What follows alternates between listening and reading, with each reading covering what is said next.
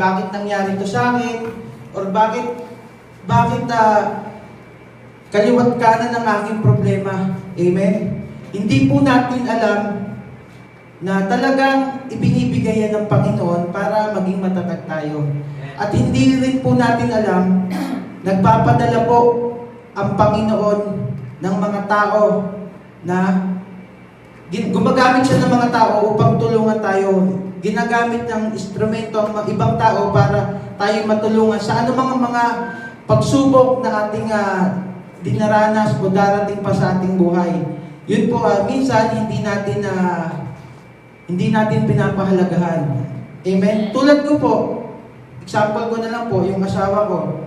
Hindi naman po yan, pinapunta ko yun dito, busy. Hindi rin naman po yan yung pray ko po na magpipray lang ako, naway makapunta dito. Hindi naman po yan dadalhin ng Panginoon dito sa Saudi Arabia.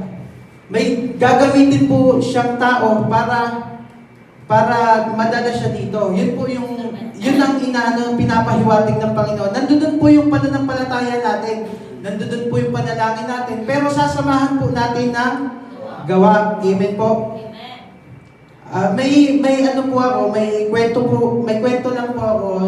May kwento lang ako. Yung iba siguro dito na pakinggan na to, yung kwento nito, yung taong mananampalataya. May isang lugar po sa Nayon, yung lugar nila, tabi ng ilog. Malit na lugar po yun. May isa doon, mananampalataya. Yung lugar na po nilang yun, inabutan po ng bagyo. Tabing ilog lang yun, di bumaha. Ngayon, may isang bata, pumunta doon sa taong mananampalataya, kumatong, brother, kuya na lang. Kuya, baha na po dito, kailangan na po natin na lumikas. Ano sabi nung mananampalataya? Sabi niya, hindi ako katulad nyo, walang pananampalataya. Kumbaga, nagtitiwala ako sa Diyos na ililigtas niya ako. Amen? E di, sabi nung bata, sige po, aalis na po kami. Di yung bahay niya, yung tubig, kalahati na. Di may pumunta na naman na isang tao, nagbabangka. Brother, kailangan na po, nabalitaan namin na nandiyan ka pa po. Kailangan na po natin lumikas kasi tumataas na yung baha. Ang sabi niya, ganun din yung sinabi niya dun sa bata, ganun din yung sinabi niya dun sa nagbabangka.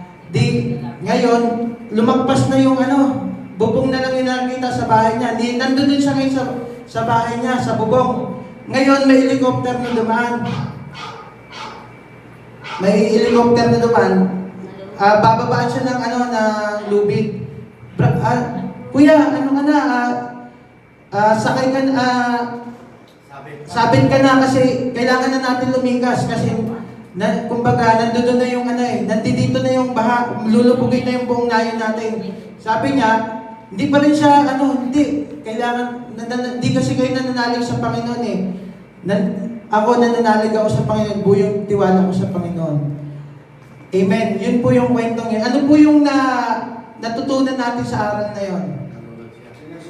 Kumbaga namatay siya, hindi siya naligtas. Namatay siya na sinisisi niya yung Panginoon. Kumbaga yung mga ginamit po pala yun, yung tatlong tao yun, tatlong mga kumatok sa kanya, yun pala yung ginamit ng Panginoon para maligtas siya. Mailikas siya.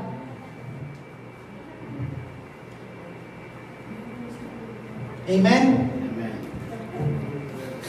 Kaya nga mga kapatid, minsan tulad po ng gawain ng Panginoon, ginagamit tayong mga workers ng Panginoon, ginagamit tayo.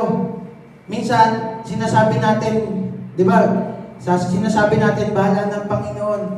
Yung salitang bahala po pala, ay, kumbaga, kahit sa inyo, bakit po pakinggan yan Ganun din po sa Panginoon. Ngayon ko lang nalaman, pag nagpe-pray, di ba, bahala na po kayong magbalik ng siksikliglig, tumapos sa mga tao. Mali po pala yun. Kasi ang salitang bahala, marami po yan eh. Kumbaga, ang salitang bahala, parang karugtong yan eh.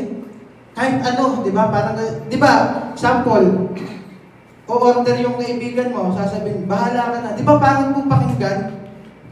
Dapat po, pagka tayo po'y mananalangin pala sa Panginoon, at tayo gagamitin ng Panginoon, kailangan po nating manalangin at pag-aralan yung mga salita niya.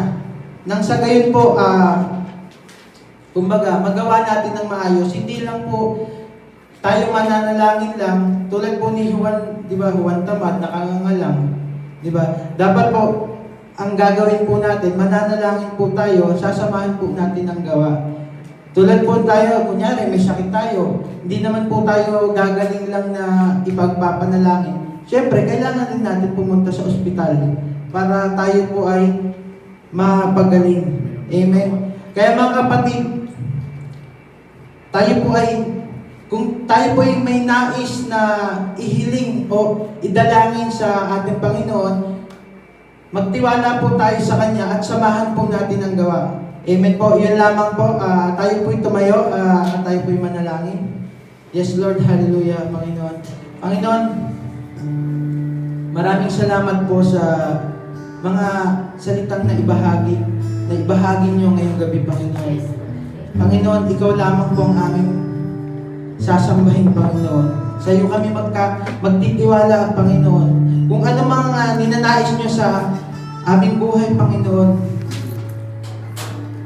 ipagkakatiwala namin ito, Panginoon. Hallelujah. Panginoon, ikaw lamang po ang aming pupurihin, sasambahin, dadakilain, mula noon hanggang ngayon at kailanman.